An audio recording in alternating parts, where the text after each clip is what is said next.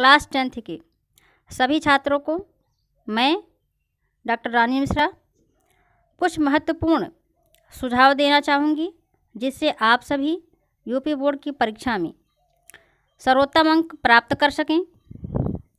तो सबसे पहले तो मैं ये कहना चाहूँगी कि आप अपनी परीक्षा को धैर्यपूर्वक निपटाएं, किसी भी प्रकार का कोई तनाव नहीं लेंगे और भरपूर मात्रा में नींद लेंगे, संतुलित भोजन लेंगे और इसके बाद आप समय से अपने जो है नियत जहां आपका सेंटर होगा वहां पहुंचेंगे नियत समय से आधे घंटे पूर्व, और सभी सामग्रियों के साथ जाने से पहले एक बार अवश्य चेक करेंगे, जैसे पेन हुआ, स्केल हुआ और आपका प्रवेश पत्र, फ़ोटो और भी जो भी आपको दिशा निर्देश विद्यालय के द्वारा दिए जाएंगे उन सब का आप ध्यान रखेंगे।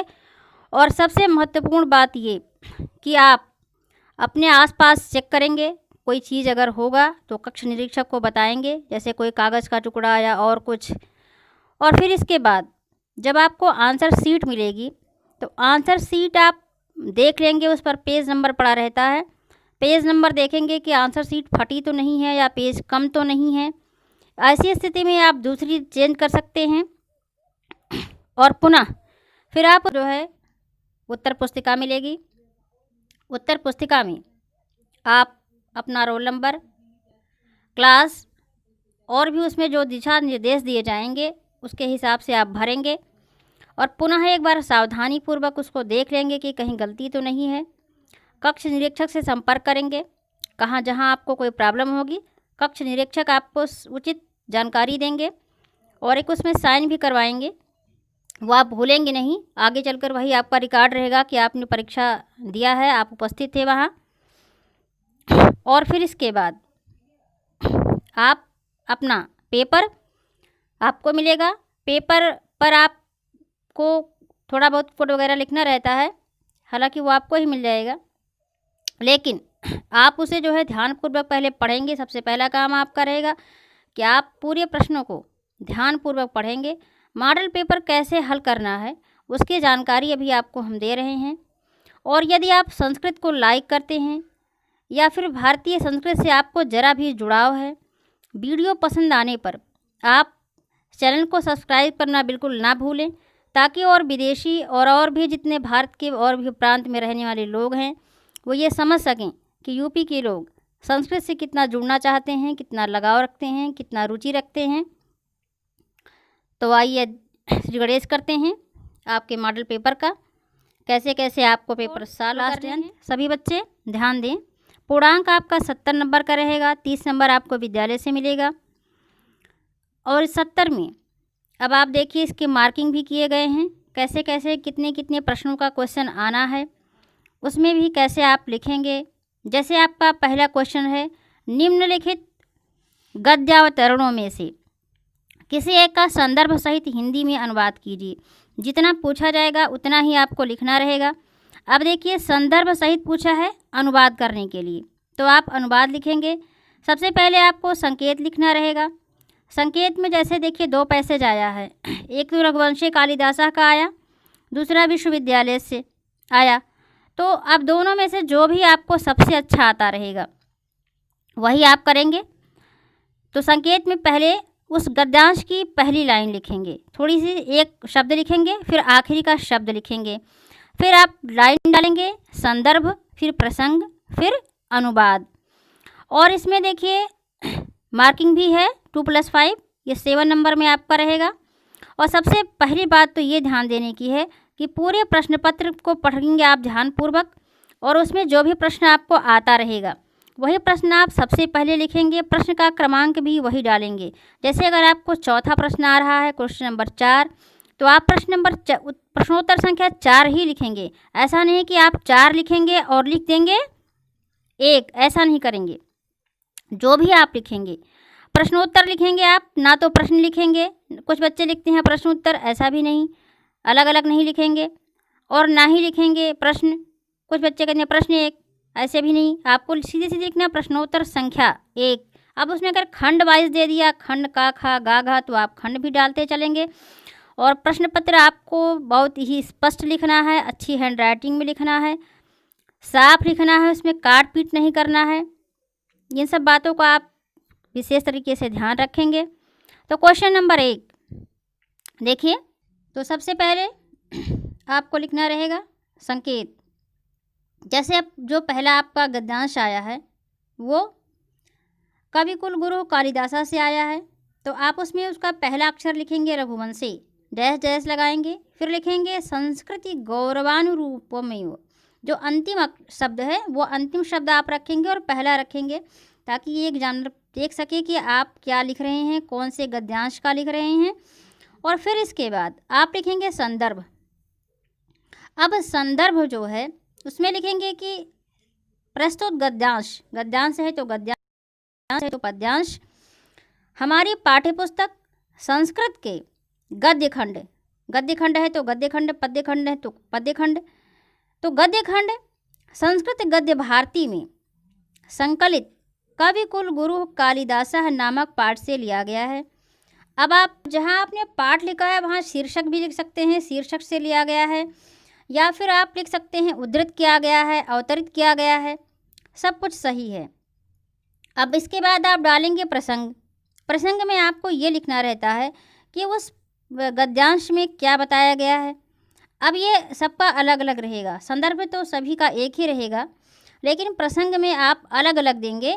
जैसे अगर मान लीजिए यहाँ ये आया, जिसका तो हम बता रहे हैं, लेकिन इसके बाद जो और आएगा उसमें जो बातें बताई जाएंगी वही चीज़ प्रसंग में आप लिखेंगे कि इसमें क्या बताया गया। अब जैसे यहाँ पर प्रसंग है कि प्रस्तुत गद्यांश में यह बताया गया है कि महाकवि कालिदास ने अपनी रचना रघुवंश में भारतीय आदर्शों को पूर्ण रूप से चित्रित किया है, या भारतीय आदर्शों का पूर्ण रूप से समावेश किया है, या भारतीय आदर्शों को बताया है। जो भी आप लिखना चाहें वो आप लिख सकते हैं। तो कुल मिलाकर प्रसंग में आपको ये बताना रहता है कि इस पैसेज में क्या बताया गया है, आपको उसकी क्या जानकारी मिल रही है। और इसके बाद यदि अनुवाद पूछा है तो आप अनुवाद लिखेंगे, यदि व्याख्या पूछा है तो आप व्याख्या लिखेंगे। यहाँ पर अनुवाद ही आपको लिखना है। अनुवाद में कुछ भी आप अपनी तरफ से नहीं जोड़ेंगे, जो आपको अनुवाद बताया गया है जैसा, बस वैसा ही आपको लिखना है। Question number 2।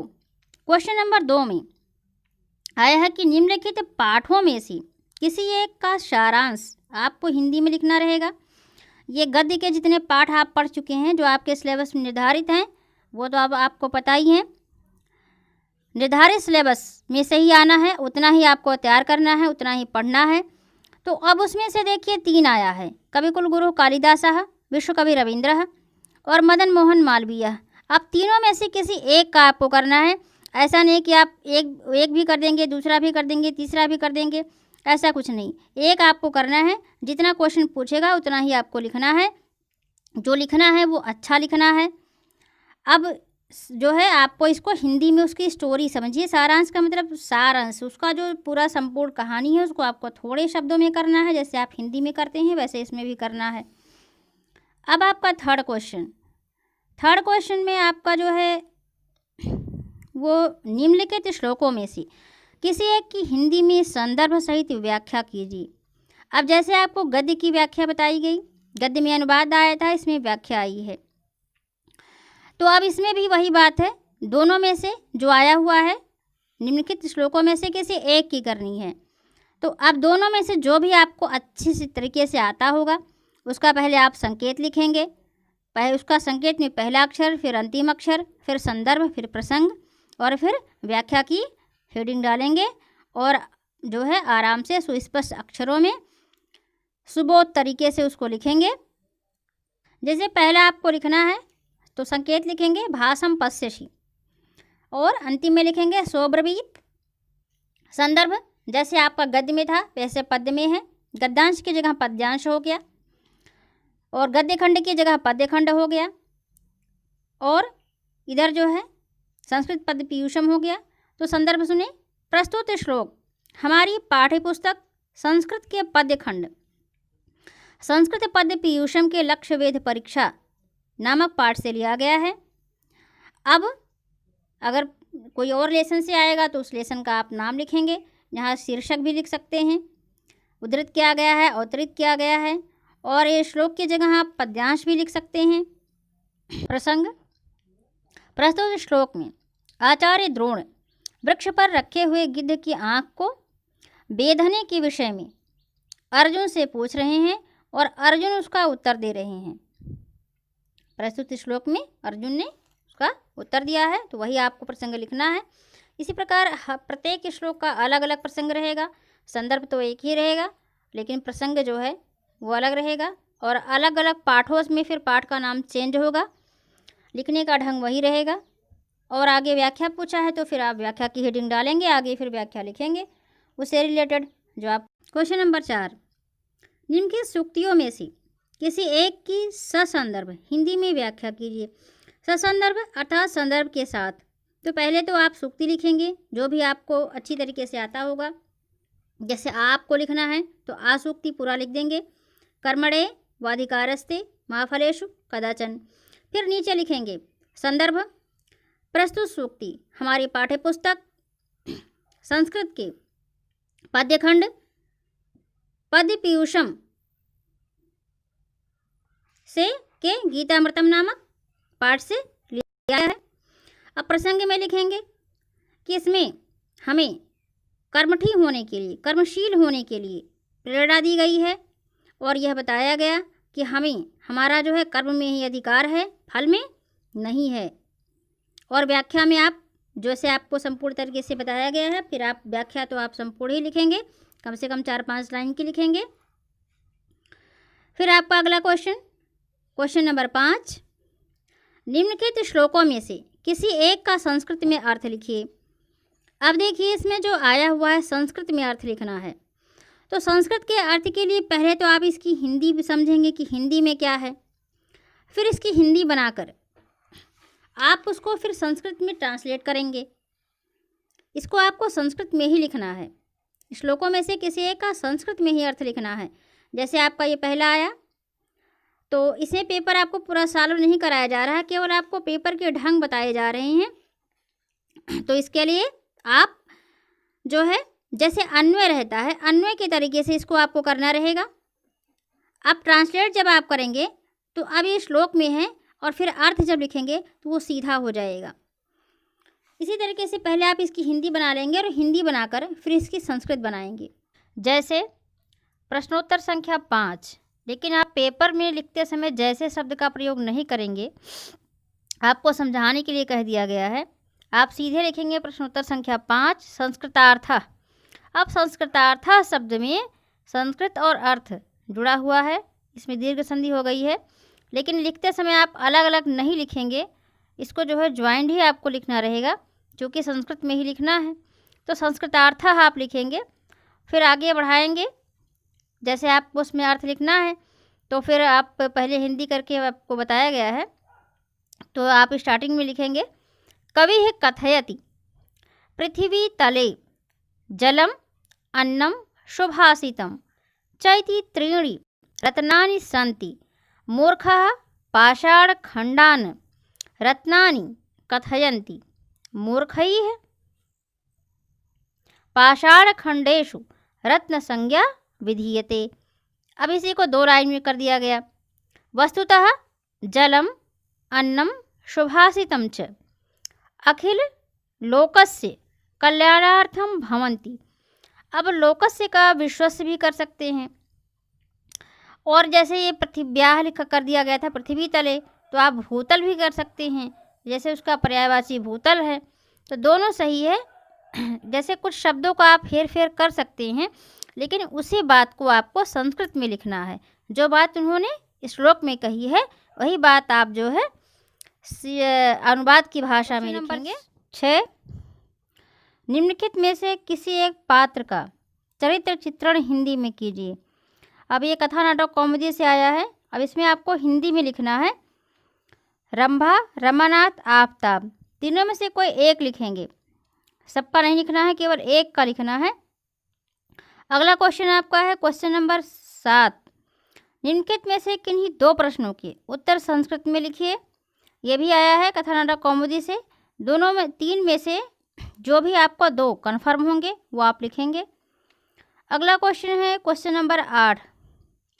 8 का काखंड है, निम्नलिखित में से किस सही विकल्प चुनकर उत्तर पुस्तिका में लिखिए। जस प्रत्याहार के अंतर्गत आने वाले वर्ण हैं। जस आप जानते हैं, जब गढ़ दस तो आया ज ब ग ड दा।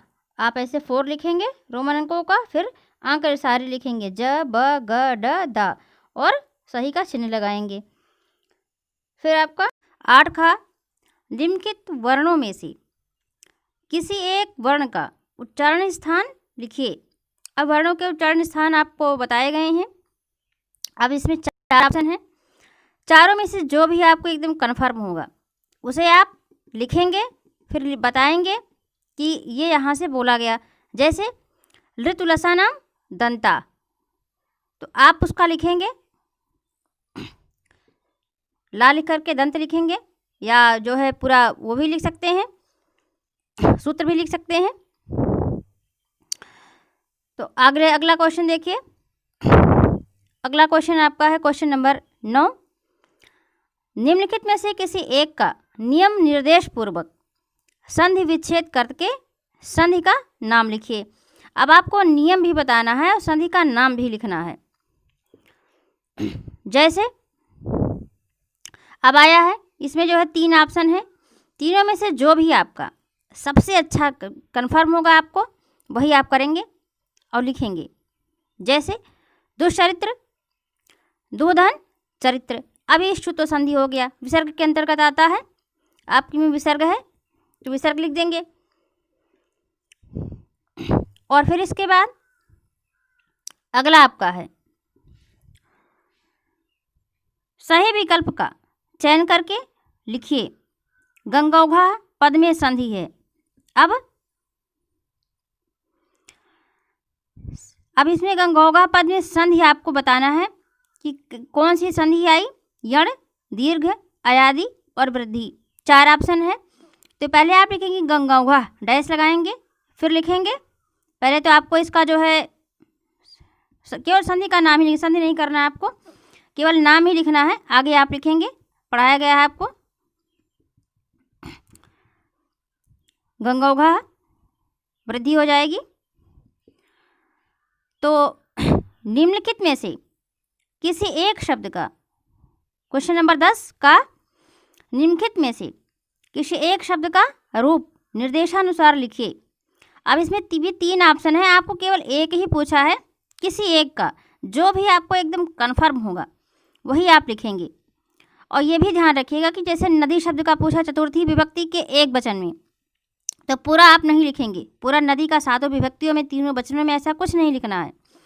केवल आप लिखेंगे नदी शब्द का चतुर्थी विभक्ति में और एक वचन में। आप लिखेंगे नदी शब्द चतुर्थी विभक्ति एक वचन बस, और इसके बाद अपना आप प्रूफ लिख देंगे, ज़्यादा नहीं। इसी तरह अगर आपको वधु का लिखना है तो वधु शब्द का षष्ठी विभक्ति के बहुवचन में, मतलब एक ही शब्द आपको लिखना है और सही लिखना है बस।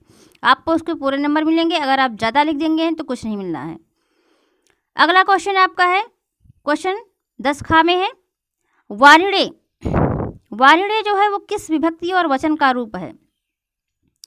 अब ये वारिणे आप जो है 4 ऑप्शन दिए गए हैं, जो भी आपको कन्फर्म होगा, सही समझ में आएगा, वो आप ऑप्शन लिखेंगे और फिर उसका कर देंगे। अगला क्वेश्चन है क्वेश्चन नंबर 11 का, निम्नलिखित में से किसी एक धातु का रूप निर्देशानुसार लिखिए।